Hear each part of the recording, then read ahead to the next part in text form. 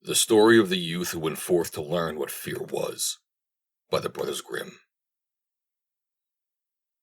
A certain father had two sons, the elder of whom was smart and sensible, and could do everything. But the younger was stupid, and could neither learn nor understand anything, and when people saw him they said, "There's a fellow who will give his father some trouble." When anything had to be done, it was always the elder who was forced to do it. But if his father bade him fetch anything when it was late, or in the night time, and the way led through the churchyard, or any other dismal place, he answered, "Oh, no, father, I'll not go there. It makes me shudder." For he was afraid. Or when stories were told by the fire at night which made the flesh creep, the listeners sometimes said, "Oh, it makes us shudder." The younger sat in a corner and listened with the rest of them, and could not imagine what they could mean. "They are always saying, 'It makes me shudder, it makes me shudder.' It does not make me shudder," thought he. "That, too, must be an art of which I understand nothing." Now it came to pass that his father said to him one day, "Hearken to me, thou fellow in the corner there. Thou art growing tall and strong, and thou too must learn something by which thou canst earn a living. Look how thy brother works, but thou dost not even earn thy salt." "Well, father," he replied, "I am quite willing to learn something, indeed, if it could but be managed. I should like to learn how to shudder. I don't understand that at all." The elder brother smiled when he heard that, and thought to himself, "Good God, what a blockhead that brother of mine is! He will never be good for anything as long as he lives. He who wants to be a sickle must bend himself betimes." The father sighed and answered him, "Thou shalt soon learn what it is to shudder, but thou wilt not earn thy bread by that." Soon after this, the sexton came to the house on a visit, and the father bewailed his trouble, and told him how his younger son was so backward in every respect that he knew nothing and learned nothing. "Just think," said he, "when I asked him how he was going to earn his bread, he actually wanted to learn to shudder." "If that be all," replied the sexton, "he can learn that with me. Send him to me, and I will soon polish him." The father was glad to do it, for he thought, "It will train the boy a little." The sexton therefore took him into his house, and he had to ring the bell. After a day or two, the sexton awoke at midnight and bade him arise and go up into the church tower and ring the bell. "Thou shalt soon learn what shuddering is," thought he, and secretly went there before him. When the boy was at the top of the tower and turned round, and was just going to take hold of the bell rope, he saw a white figure standing on the stairs opposite the sounding hole. "Who is there?" cried he, but the figure made no reply, and did not move or stir. "Give an answer," cried the boy, "or take thyself off. Thou hast no business here at night." The sexton, however, remained standing motionless, that the boy might think he was a ghost. The boy cried a second time, "What do you want here? Speak if thou art an honest fellow, or I will throw thee down the steps." The sexton thought, "He can't intend to be as bad as his words," uttered no sound, and stood as if he were made of stone. Then the boy called to him for the third time, and as that was also to no purpose, he ran against him and pushed the ghost down the stairs, so that it fell down 10 steps and remained lying there in a corner. Thereupon he rang the bell, went home, without saying a word, went to bed, and fell asleep. The sexton's wife waited a long time for her husband, but he did not come back. At length she became uneasy, and wakened the boy, and asked, "Dost thou not know where my husband is? He climbed up the tower before thou didst." "No, I don't know," replied the boy, "but someone was standing by the sounding hole at the other side of the steps, and as he would give neither an answer nor go away, I took him for a scoundrel, and threw him downstairs. Just go there, and you will see if it was he. I should be sorry if it were." The woman ran away and found her husband, who was lying moaning in the corner, and had broken his leg. She carried him down, and then with loud screams she hastened to the boy's father. "Your boy," cried she, "has been the cause of a great misfortune. He has thrown my husband down the steps and made him break his leg. Take the good-for-nothing fellow away from our house." The father was terrified and ran thither and scolded the boy. "What wicked tricks are these?" said he. "The devil must have put this into thy head." "Father," he replied, "do listen to me. I am quite innocent. He was standing there by night, like one who was intending to do some evil. I did not know who it was, and I entreated him 3 times either to speak or to go away." "Ah," said the father, "I have nothing but unhappiness with you. Go out of my sight. I will see thee no more." "Yes, father, right willingly.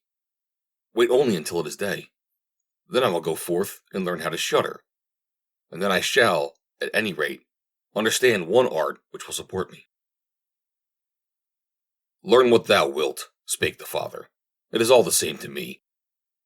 Here are 50 thalers for thee. Take these, and go into the wide world, and tell no one from whence thou comest, and who is thy father, for I have reason to be ashamed of thee." "Yes, father, it shall be as you will. If you desire nothing more than that, I can easily keep it in mind." When day dawned, therefore, the boy put his 50 thalers into his pocket and went forth on the great highway, and continually said to himself, "If I could but shudder! If I could but shudder!" Then a man approached who heard this conversation which the youth was holding with himself, and when they had walked a little farther to where they could see the gallows, the man said to him, "Look, there is the tree where 7 men have married the rope-maker's daughter, and are now learning how to fly. Sit down below it, and wait till night comes, and you will soon learn how to shudder." "If that is all that is wanted," answered the youth, "it is easily done. But if I learn how to shudder as fast as that, thou shalt have my 50 thalers. Just come back to me early in the morning." Then the youth went to the gallows, sat down below it, and waited till evening came. And as he was cold, he lighted himself a fire. But at midnight the wind blew so sharply that in spite of his fire, he could not get warm. And as the wind knocked the hanged men against each other, and they moved backwards and forwards, he thought to himself, "Thou shiverest below by the fire, but how those up above must freeze and suffer." And as he felt pity for them, he raised the ladder and climbed up, unbound one of them after the other, and brought down all 7. Then he stirred the fire, blew it, and set them all round it to warm themselves. But they sat there and did not stir, and the fire caught their clothes. So he said, "Take care, or I will hang you up again." The dead men, however, did not hear, but were quite silent, and let their rags go on burning.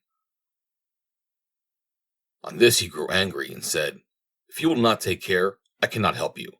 I will not be burnt with you." And he hung them up again, each in his turn. Then he sat down by his fire and fell asleep. And the next morning the man came to him and wanted to have the 50 thalers, and said, "Well, dost thou know how to shudder?"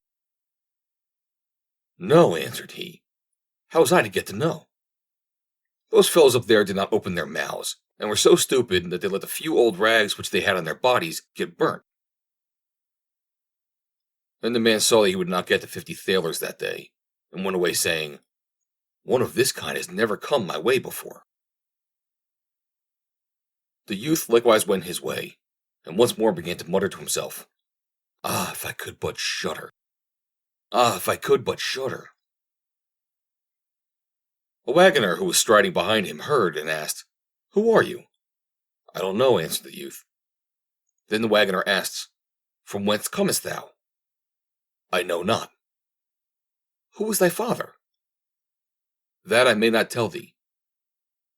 "What is it that thou art always muttering between thy teeth?" "Ah," replied the youth, "I do so wish I could shudder, but no one can teach me how to do it." "Give up thy foolish chatter," said the wagoner. "Come, go with me. I will see about a place for thee." The youth went with the wagoner, and in the evening they arrived at an inn where they wished to pass the night. Then at the entrance of the room, the youth again said quite loudly, "If I could but shudder! If I could but shudder. The host who had heard this laughed and said, If that is your desire, there ought to be a good opportunity for you here. Ah, be silent, said the hostess. So many inquisitive persons have already lost their lives. It would be a pity and a shame if such beautiful eyes as these should never see the daylight again. But the youth said, However difficult it may be, I will learn it, and for this purpose indeed I have journeyed forth. He let the host have no rest, until the latter told him that not far from thence stood a haunted castle, where anyone could very easily learn what shuddering was, if he would but watch in it for 3 nights. The king had promised that he who would venture should have his daughter to wife, and she was the most beautiful maiden the sun shone on. Great treasures likewise lay in the castle, which were guarded by evil spirits, and these treasures would then be freed, and would make a poor man rich enough. Already many men had gone into the castle, but as yet none had come out again. Then the youth went next morning to the king, and said if he were allowed, he would watch 3 nights in the haunted castle. The king looked at him, and as the youth pleased him, he said, Thou mayest ask for 3 things to take into the castle with thee, but they must be things without life. Then he answered, Then I ask for fire, a turning lathe, and a cutting board with a knife. The king had these things carried into the castle for him during the day. When night was drawing near, the youth went up and made himself a bright fire in one of the rooms, placed the cutting board and knife beside it, and seated himself by the turning lathe.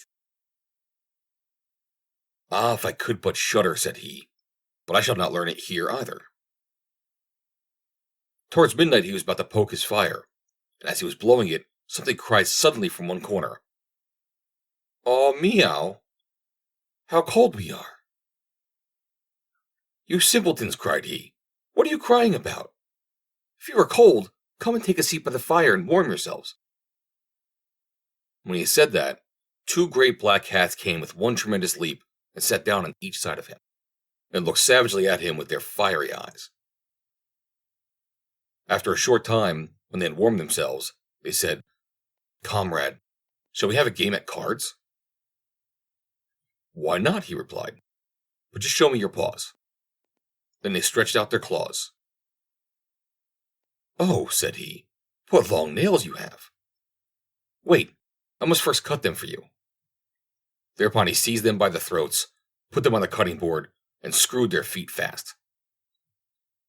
I have looked at your fingers, said he, and my fancy for card playing has gone, and he struck them dead and threw them into the water. But when he had made away with these 2, and was about to sit down again by his fire, out from every hole and corner came black cats and black dogs with red-hot chains, and more of them came until he could no longer stir. And they yelled horribly, and got on this fire, pulled it to pieces, and tried to put it out. He watched them for a while quietly, but at last when they were going too far, he seized his cutting knife and cried, Away with ye, vermin! And began to cut them down. Part of them ran away, the others he killed and threw into the fish pond. When he came back, he fanned the embers of his fire again and warmed himself. And as he thus sat, his eyes would keep open no longer, and he felt a desire to sleep. Then he looked round and saw a great bed in the corner. That is the very thing for me, said he, and got into it. When he was just going to shut his eyes, however, the bed began to move of its own accord, and went over the whole of the castle. That's right, said he, but go faster. Then the bed rolled on as if 6 horses were harnessed to it, up and down, over thresholds and steps, but suddenly, hop, hop, it turned over upside down, and lay on him like a mountain. But he threw quilts and pillows up in the air, got out and said, Now anyone who likes may drive, and lay down by his fire, and slept till it was day. In the morning the king came. When he saw him lying there on the ground, he thought the evil spirits had killed him, and he was dead. Then said he, After all, it is a pity. He is a handsome man. The youth heard it, got up, and said, It has not come to that yet. Then the king was astonished, but very glad, and asked him how he fared. Very well indeed, answered he. One night is past. The two others will get over likewise. Then he went to the innkeeper, who opened his eyes very wide, and said, I never expected to see thee alive again. Hast thou learned how to shudder yet? No, said he. It is all in vain. If someone would but tell me. The second night, he again went up into the old castle, sat down by the fire, and once more began his old song, If I Could But Shudder. When midnight came, an uproar of noise of tumbling about was heard. At first it was low, but it grew louder and louder. Then it was quiet for a while, and at length, with a loud scream, half a man came down the chimney and fell before him. Hello, cried he. Another half belongs to this. This is too little. Then the uproar began again. There was a roaring and howling, and the other half fell down likewise. Wait, said he, I will just blow up the fire a little for thee. When he had done that and looked around again, the two pieces were joined together, and a frightful man was sitting in his place. This is no part of our bargain, said the youth. The bench is mine. The man wanted to push him away. The youth, however, would not allow that, but thrust him off with all his strength, and seated himself again in his own place. Then still more men fell down, one after the other. They brought 9 dead men's legs and 2 skulls, and set them up, and played at 9 pins with them. The youth also wanted to play, and said, Hark you, can I join you? Yes, if thou hast any money. Money enough, replied he, but your balls are not quite round. And he took the skulls and put them in the lathe, and turned them till they were round. There now, they will roll better, said he. Hurrah! Now it goes merrily. He played with them and lost some of his money, and when it struck 12, everything vanished from sight. He lay down and quietly fell asleep. Next morning the king came to inquire after him. How has it fared with you this time? Asked he. I've been playing at 9 pins, he answered, and I've lost a couple of farthings. Hast thou not shuddered then?